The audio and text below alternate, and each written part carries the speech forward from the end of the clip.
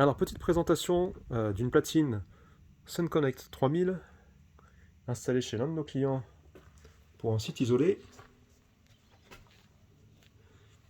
branchée sur deux batteries Pilontech US 3000C. Donc je vais vous détailler la procédure de démarrage du système, en commençant bien évidemment par la mise sous tension des batteries. Donc on constate bien qu'elles sont connectées avec un câble bleu Victron batterie BMS CAN type A. Donc les câbles sont étiquetés et ce câble va jusqu'au cerveau GX. L'adressage des batteries, réglage d'usine, on ne touche pas. Ligne port 1 vers ligne port 0 et les câbles de liaison de mise en parallèle.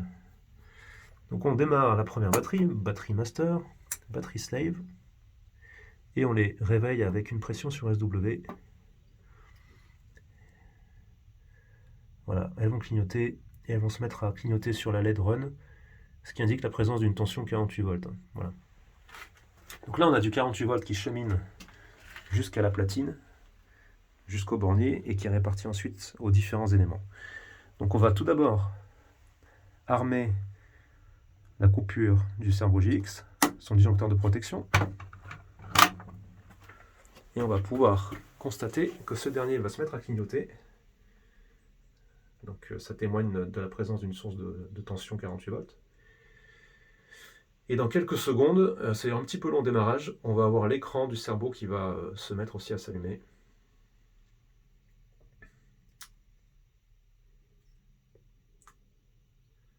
Il faut patienter un petit peu, c'est un peu long là. Donc en attendant, petit tour d'horizon de la platine, chargeur solaire Victron RS450-100, accompagné de son onduleur chargeur Multiplus 3000 watts, et toutes les organes de coupure et de protection. Voilà, donc l'écran s'est affiché. Donc on constate tout d'abord, on a le synoptique de base. Alors, on constate d'abord que la Pilontech est bien détectée. Elle a une charge de 54%, état de santé 100%, c'est normal. On va vérifier que les deux modules sont bien détectés, nombre de batteries, 2 modules en ligne, 0 hors ligne, pas de problème. Tout est normal, 148 ampères d'installé, RAS. Alors on va procéder à l'allumage du Multiplus avec le petit interrupteur qui se trouve ici. Nous allons le mettre sur 1.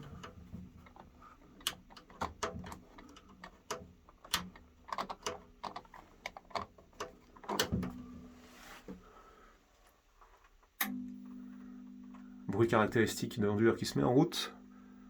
Donc le bruit du ronflement. On voit bien inverteur on.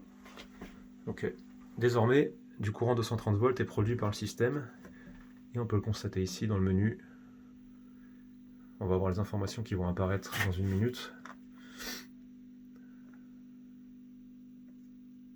On va rafraîchir la page. Voilà, conversion, tension batterie 49 volts, état de charge de la batterie, pas de présence de courant en ACI, on est en site isolé, il n'y a pas de groupe électrogène de branché, et on a 50 Hz, 230 volts en sortie sur la C-out. Donc ARS de ce côté-là, le système est OK, et on va finir par brancher notre chargeur solaire Victron, qui va démarrer aussi, hop, et qui apparaît à l'écran tout de suite, MPPT 450-100. Je rappelle que les chargeurs RS ont 2 trackers solaires pour piloter 2 champs MPPT différents. Si vous avez par exemple une orientation sud et sud-est. Donc là il est en état off. Pourquoi? Parce qu'on n'a pas encore branché le champ solaire. On va le faire tout de suite. Donc le client dispose de 2 trackers. Là actuellement on n'en utilise qu'un seul, mais il pourra exploiter le prochain ultérieurement s'il veut rajouter des panneaux solaires. Donc là on va armer, on va tourner le sectionneur dans le sens des aiguilles d'une montre. On va refermer. Hop. Et on constate que le MPPT est passé en état on avec une puissance de 346 watts, une tension de chaîne de 330 volts qui varie, puisque c'est le point de puissance qui est calculé en permanence, et en ampères parce qu'on a actuellement une météo qui est assez couverte, donc ce qui est tout à fait normal. Voilà, donc le système est opérationnel. On peut retourner sur le synoptique. Et on voit bien que le chargeur recharge les batteries. Il n'y a pas de consommation pour l'instant. On n'a pas encore relié à la maison, à l'habitation. Et on constate également que les pylônes se sont mises à recharger. On peut le voir grâce au LED de fonctionnement. Lorsque les pylônes clignotent comme ceci, ça veut dire qu'elles se chargent ou qu'elles se déchargent. En tout cas, qu'elles sont actives.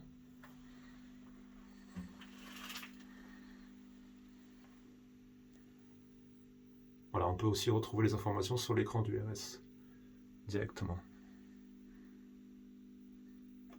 Conversion, ça indique que le courant continu des panneaux solaires et ou des batteries est converti en courant alternatif. Donc si on veut alimenter l'habitation du client, il suffira de relever ce disjoncteur. Donc ça c'est la partie parafoudre courant alternatif. Il suffira de relever le disjoncteur Q2 pour alimenter l'habitation. Donc voilà, platine préconfigurée en atelier chez nous avant l'expédition, je le rappelle. Donc en fait c'est un système qui est très simple à mettre en œuvre. Une fois qu'on a effectué les branchements, on suit la séquence de démarrage que je vous ai décrite dans cette vidéo ou sur notre wiki. Et c'est une affaire qui roule.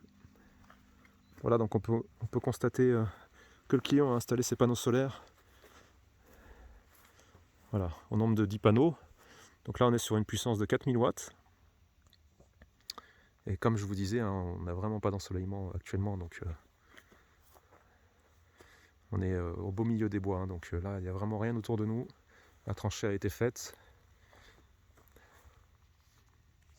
Et voilà. À bientôt et merci d'avoir visionné la vidéo.